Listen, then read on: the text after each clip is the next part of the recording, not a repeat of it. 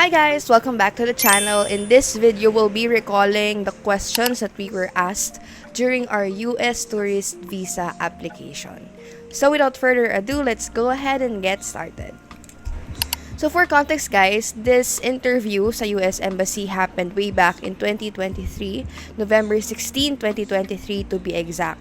Tapos yung background namin, ako during that time, I just recently graduated so wala pa akong work. By the way pala, if you want to know the entire process of getting a US tourist visa, we actually did a video about it. So tingnan nyo to, yung nasa cards, and then you can check that for the step-by-step process. So for this video, we'll just be specifically talking about the questions asked during the interviews. But guys, before we head on to the actual interview questions, if you are having some difficulties trying to process or get the requirements that you need for the US tourist visa, since we know that before we head on to the interview, of course, you have to first submit the application form and prepare some documentary requirements. But in any case that you're encountering some challenges within that phase, you might want to check out the services of Filipino Visa.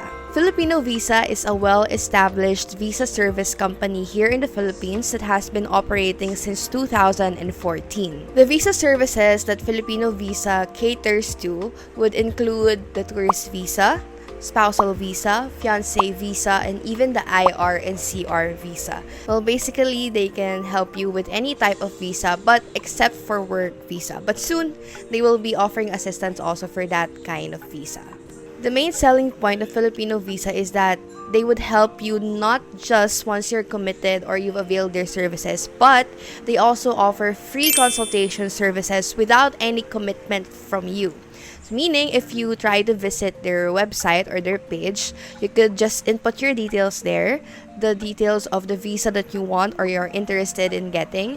They would contact you personally, and then you can just talk it out and, just have a grasp of what the process would be, of what the requirements would be, and if you're decided, then that's the time that you can commit or that you can avail their service. Another unique selling point of Filipino Visa is that they offer end-to-end assistance, meaning they won't just help you with preparing your DS-160 or your application form.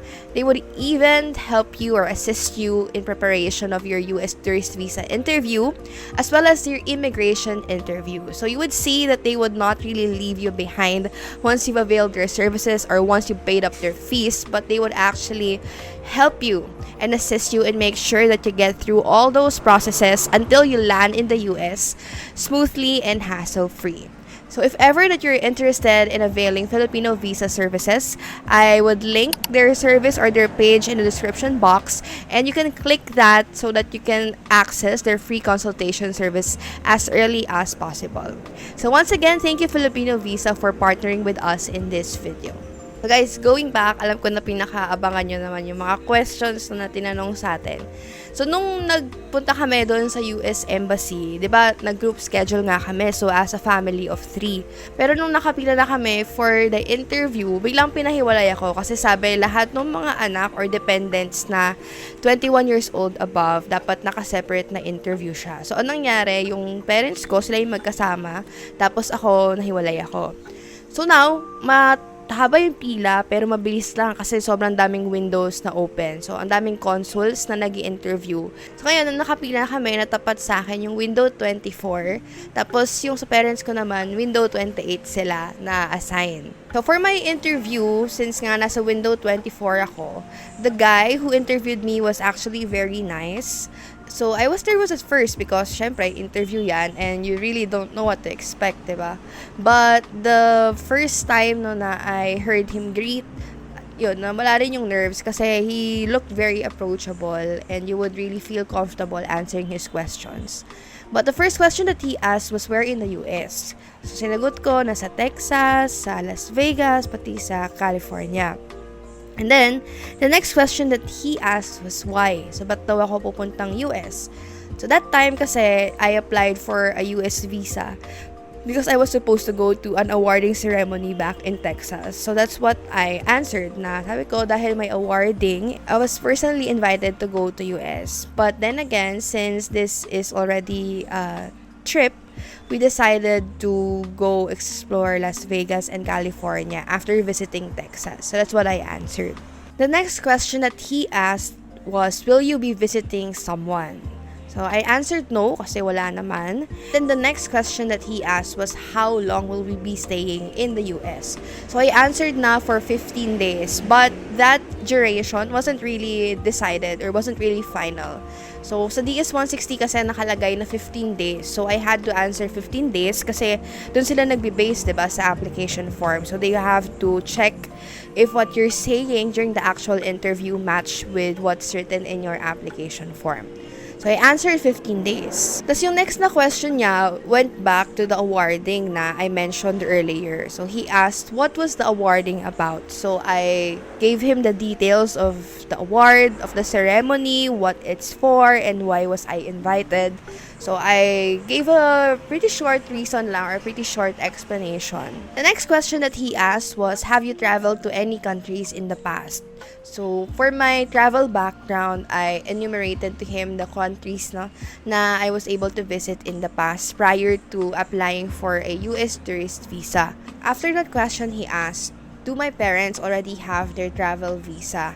So, I answered no, and I said na, in fact, they're with me right now, and they're being interviewed in another window for the US tourist visa also.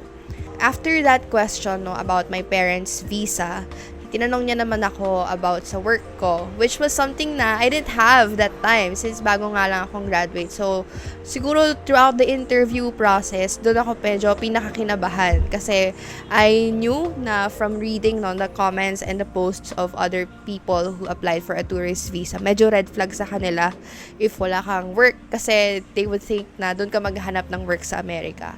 But when he asked me that question, kung nagtatrabaho ba ako, I just calmly said no, and I said na I just recently graduated and that I was reviewing for the board exam.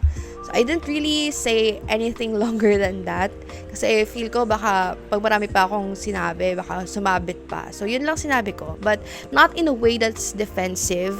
Hindi ko sinabi, hindi ko binanggit na, pero hindi po ako maghahanap ng trabaho sa US. I just really said na kakagraduate ko lang at nagre-review ako for the board exam that time. After that, he proceeded to ask what school I graduated from. So, I mentioned my school. And then afterwards, he also asked about my degree. So, the program that I finished in college. I said na accountancy. So, maybe para lang magkaroon ng double checking. So, probably he's aware na if accountancy, may board exam. So, what I was saying before was actually true. Na siguro nga nagre-review siya for the boards kasi accountancy has a board exam.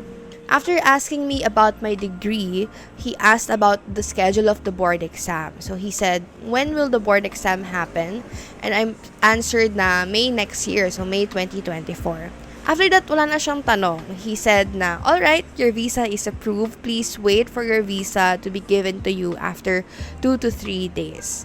So after that, I just said thank you. Tapos yun, nawala na yung kaba ko and I was really happy na na-approve yung visa. Ngayon naman, dun sa interview ng parents ko, yung similarity actually dun sa interview ng parents ko, pati sa interview ko, ay parehong maraming tinanong sa amin. Which was something na siguro in-anticipate na rin namin. Pero we were secretly hoping na onti lang yung itanong. Kasi doon sa mga forum, nakikita namin na yung iba na approve sila ng after 2 to 3 questions. So, yun, mayroong anticipation but at the same time, may optimism na onti lang itanong. But, of course, we were there and there were so many questions asked. But we were ready naman to give them or supply them the answers to their questions. So, for my parents, of course, the first question was the same with mine. We're in the US. Next question ay your purpose of visit. Sabi nila na they will be accompanying me, their daughter, to an awarding ceremony in Texas. After they said their purpose of visit, the consul asked, oh, so is your daughter in the US? So, they answered na, no, she was just invited to the awarding ceremony. And she's actually with us right now na in-interview dun sa kabilang window. So, that's what they said to the consul. Next question she asked was, what is your business? Kasi dun sa DS-160 form, it was mentioned in their application na we own a business. So she asked about the nature of the business. And then the consul asked kung ilan employees doon sa business. So we mentioned kung ilan yung employees na meron kami. And then the next question she asked was about personal properties that they own, my parents own.